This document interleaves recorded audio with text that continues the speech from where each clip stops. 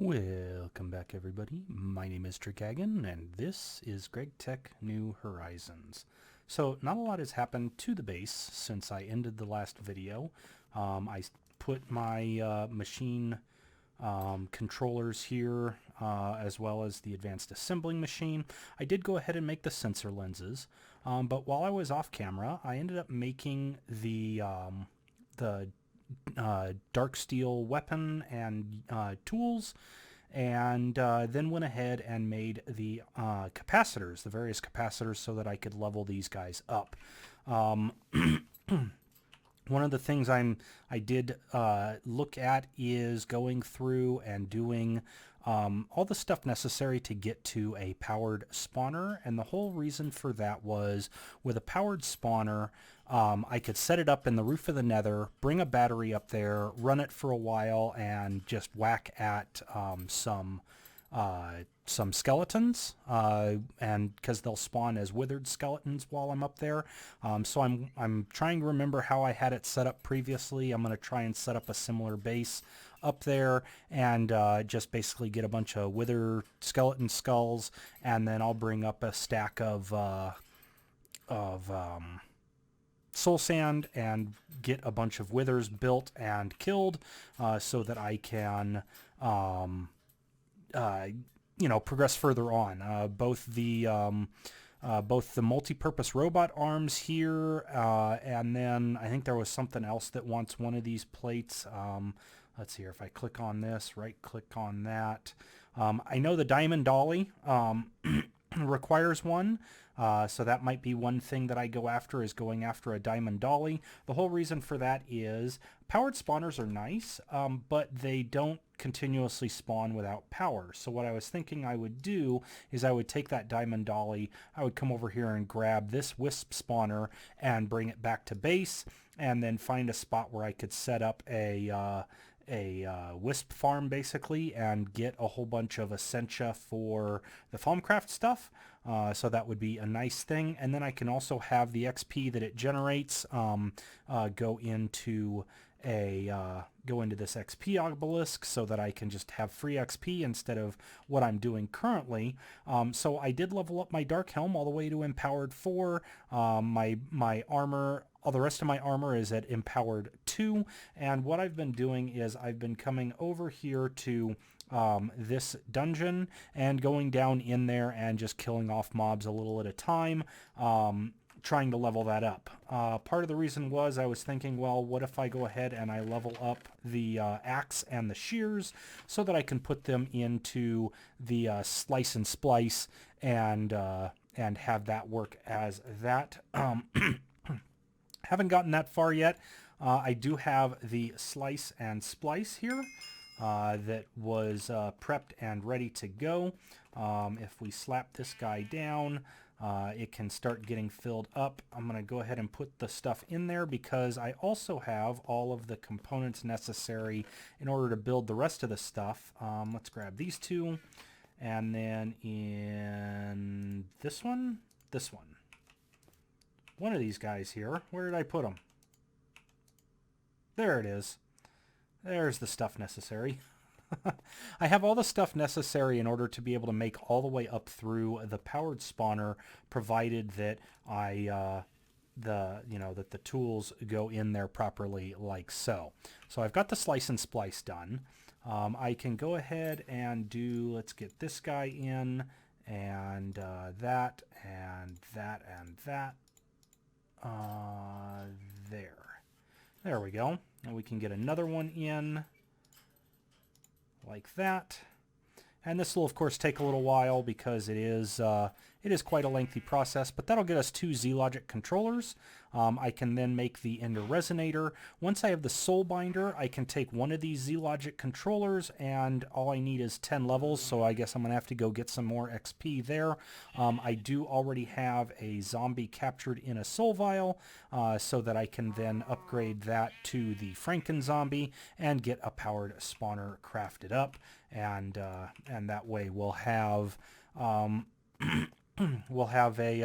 a way of creating the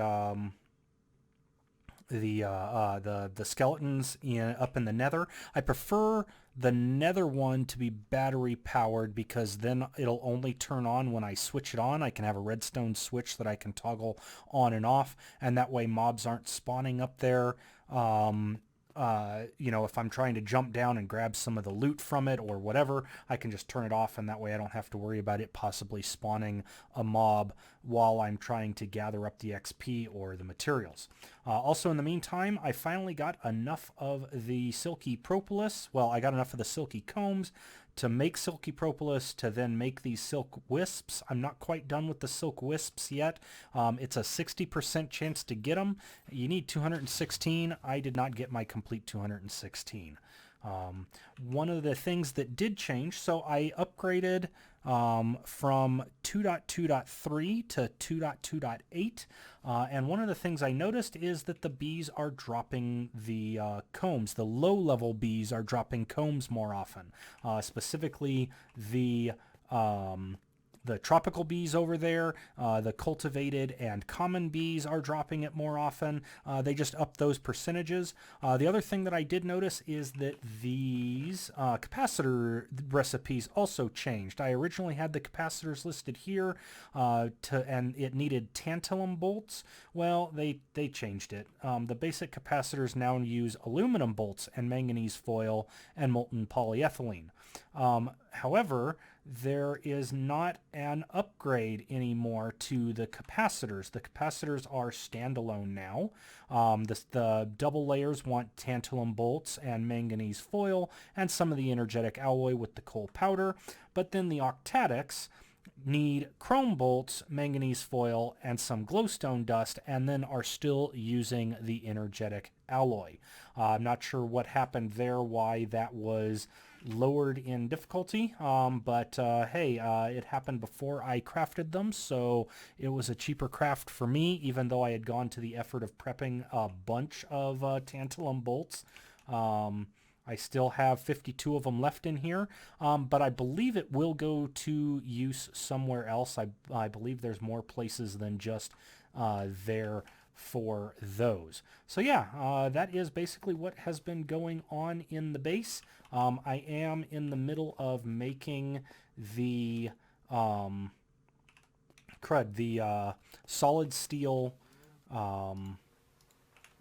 these things, the solid steel machine casings. One, because the implosion compressor needs them, and two, because I can turn them into the chemically inert machine casings for the large chemical reactor. So those are the things that I am working on. There you can see I've got a big old thing of steel plates, and then I was working on, of course, the steel rods that I can then assemble into these solid steel frame boxes, into the solid steel machine casings, and then once I grab some polytetraethylene, I can make 8 of these guys into chemically inert machine casings, and then those chemically inert machine casings, combined with some input and output buses and hatches, I can get my chemical reactor up and running, and that way we can start making some of those chemicals a little more easily.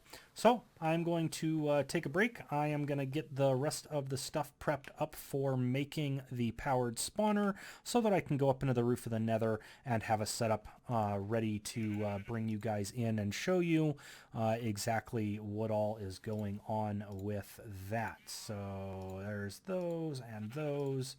Awesome. There goes that guy. So I'm going to get this stuff prepped, built, and then I'll bring you guys back in here once we have a nice setup in the Nether. Or, yeah, in the Nether. See you in a bit. Alright, well, here I am on the roof of the Nether, and I have right here a nice powered spawner set up. I've got a switch, and then you can see right there I've got energy conduits and redstone conduits, so I can turn it on and off. A capacitor that pulls power from a high voltage battery buffer, and I'm just using a couple of energy crystals to feed it power. I've gone ahead and already collected up plenty of wither skeleton skulls. I've already killed 2 withers, so I just figured I would then use this little setup right here in order to make and kill enough withers to get that block of nether star, and then we'll be on our way with some more of the NASA workbench. So I'm going to go ahead and kill these withers off. I will see you guys back at the base once I'm done with that, and we're ready to get on our NASA workbench. Alright, I've returned to base, and I've gone ahead and killed all the withers I need, so let's go ahead and get our nether star block created. And then once this block is created, we can go ahead and stick it into a cutting machine. Looks like it'll do just fine in an LV cutting machine. It'll just take a little bit of time, 98 seconds, so that's not terrible. So there we go. And then once that's done, we should have everything we need. I don't have the hard wall made. I don't have the display made. So I'm not quite ready yet. One of the other things that I've been doing, I've been keeping any mob heads that drop as I've been going about doing things. I have not made the arcane abacus yet. But if we go downstairs and we make our way all the way over here, underneath my my infusion altar, I've already gone ahead and set up some of the stabilizing materials here. I've got blocks of quicksilver, I've got some mob heads, all just around that area in order to get us to the point where we will be able to have some stabilization, particularly if I'm going to create that thalmic restorer, so that we can get into working with the bees. So that was another development that I had going on. I've also been basically destroying redstone. I purified a whole bunch of it that was in my little mining box. I've put almost all of it up in here, and it's just slowly centrifuging and turning into redstone and getting out some of that rare earth that we will be using a little bit later on. Rare earth, I know, is a key component in getting some of the more rare resources. So those things I can, work towards that in the off time. Also, I've gone ahead and I've upgraded my armor a little bit further. I probably need to go kill some more of the mobs up in, basically behead some more and get some more nether stars from some wither skeletons, and then I can empower both my legs and my plate, and then after that I can look at getting all of these upgrades done on this stuff, and then my dark armor will be upgraded. The only reason I have not gone ahead and done anything with the carbon armor to get to the nano armor is simply because the next step is to make these advanced heat exchangers, and those require 4 EV processors, and I'm just not in the mood to make EV processors yet. That it would be one of the next things that I have to work on is getting some processors up and running, and then I can make the advanced heat exchangers, which go into the night vision goggles, and then it has you make the full set of nano armor. So I'm just kind of putting that on hold for right now. I can go ahead, though, we could probably go ahead and grab out some of this loot here from what I've been working on. The advanced fluid solidifier, I made that so that I could make my my new vanadium steel bolts. These guys, it's just vanadium steel on a magnolium bolt and then a leaf fletching added to it, and it has something, what is it? Yeah, 540 ammo for that thing. I then went ahead and also put some lapis and one of my mosses onto my tinker's crossbow, so this thing packs quite a wallop when I'm shooting things with it, and then on top of that, at least the crossbow repairs itself, while I'll just have to use some vanadium steel to repair the bolts in that fashion. So yeah, I'm going to go ahead and I'm going to work on getting these hard wall pieces set up. I guess I will need to do that. And then I also need to make a display here. So let's grab the EV or the LV circuits there, and that should be good enough. So yeah, I'm going to work off camera to get those things done, but at least we have our nether star plates those are going to be very handy. 6 of them going into that. One other one I can move in, make a diamond dolly so that I can grab the wisp spawner and bring it back to base and see about setting up a wisp spawn. The thing that'll have to wait on that is that I have to do some research in order to get the attractor, I think is what it's called. I'm trying to remember what it's called. I think it's called an attractor, and I need to figure out where it is and do the research for it, and then get one of those made so that I can put an enchanted diamond spike above it, and that way the wisps will be pulled to it, hit the spike, die, and then I can have a vacuum vacuum hopper pull out the materials, including the XP, and put the XP into like this experience obelisk. So it'll take a little bit of setup. I'm not quite there yet with that one. Let me go ahead and finish what I was talking about doing, which was to collect all of my rewards here. You can see all the various things that I was going through. I had to make vibrant alloy to make the vibrant crystals. Once I had the vibrant crystals, I was able to go around in order to make the slice and splice and the soul binder. And then having those things done, we were able to make that powered spawner that then went into making our lovely wither skeleton setup that I have up there on the roof of the Nether. If I didn't mention it before, the roof of the Nether, I basically used the age-old 1.7.10 cheat where you take ender pearls, launch them up at the ceiling until you pop up out of the ceiling, and then once you've done that, make sure to bring with at the same time a stack of dirt and a couple stacks of bone meal and some dark oak, so that you can basically get the dark oak to spawn on itself. There's YouTube videos about how to break through the Nether roof that way, but it works out well.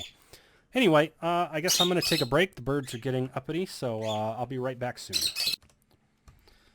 Alright, got the last of the stuff prepped and ready. So right here I have my display, nice and easy. Next to it, I have the 3 multi-purpose robot arms. There is our 6 nether star plates, the last things we were working on for these 3 guys. And then the very last thing is to put the display and the 3 robot arms in order to get our NASA workbench.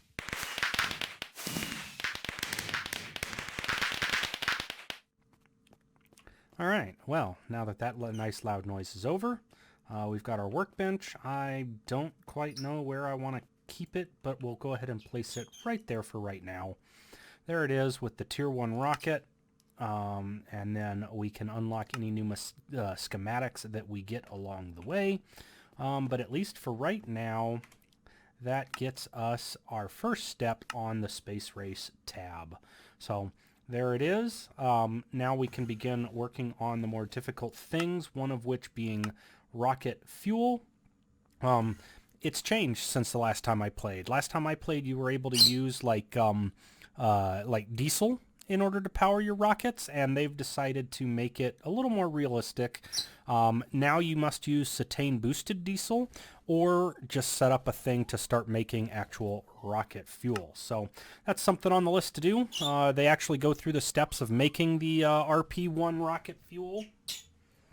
And then we can also go through making all the various pieces of our oxygen setup. As you know, we got a couple of the pieces already. There is our oxygen tank, and then one of these boxes also has our oxygen mask in it. Let's see if we can find that real quick. Yeah, there's one. So there we go. There's our oxygen mask, and that should immediately then also complete the oxygen tank, or the oxygen hose. Oh, maybe it won't. Oxygen gear, yes, no, maybe. It might be one of those ones. Oh, there it goes. Okay. It just took it a second to recognize that it was in my inventory once the quest was made available. So I still have to make a parachute. I still have to make oxygen tanks. I'm going to have to go through and make the oxygen compressor. We're going to have to make some liquid oxygen using the vacuum freezer, and then of course we get into making enough stuff to make our heavy-duty plates. So yeah, I'm going to be spending a lot of time in the background. I need to find a spot to set up the implosion compressor so that I don't poison myself with pollution, and then otherwise get to work on that. But yeah, let's go ahead and open up the few, let's see, do we get, okay, that's just coins. There's a loot bag, sure. And then here is a loot bag, sure. All right, so we'll go ahead and open up these things that we have our loot bags for. I'll start with this tier 2 MV, some farm valves. We have some basic bees, we have one advanced bees, and then we have 9 of those tier 3 loot bags there. So let's go ahead and open up these 2 basic bees. Stringy comb, okay. And a honeydew, all right. Advanced bees. We got some necrotic frames, very nice. Don't think I have any of those yet. There is a bunch of empty canisters. We already have a bunch of empty canisters, so yeah, let's just go with more of those. Some seeds and a bucket. Blaze reed seeds and some SMD resistors. A little bit of slime balls. A large battery hull and some gunpowder. Some coal. A night vision 2 book and a diamond grinding wheel. The diamond grinding wheel may come in handy, we'll see. Some redstone torches. I already have quite a few of those, but I guess you can never have too many redstone torches. And then some item conduits and some basic item filters. So there we go. Caught up on all the loot bags. We've gone ahead now and made our NASA workbench. So I guess my next thing is making sure I have enough materials in order to start making those compressed plates. So yeah, I'm going to start setting up a few more bookmarks here since I am down to just my Thaumic Restorer, and we'll see. I'm going to start filling up the farm too because I'm going to have to start needing some of those materials, and then we'll also get that Thaumic Restorer going. And then the last thing that I have currently on my list is once I get some of those tier stalks planted to automate some chlorine, because chlorine will be huge for doing a lot of the circuit stuff. So one thing of automation I've got on my list, and then just making sure I have enough materials as we go through building our first rocket. So I look forward to the next episode in building our tier 1 rocket and maybe getting to the moon next episode. Till then.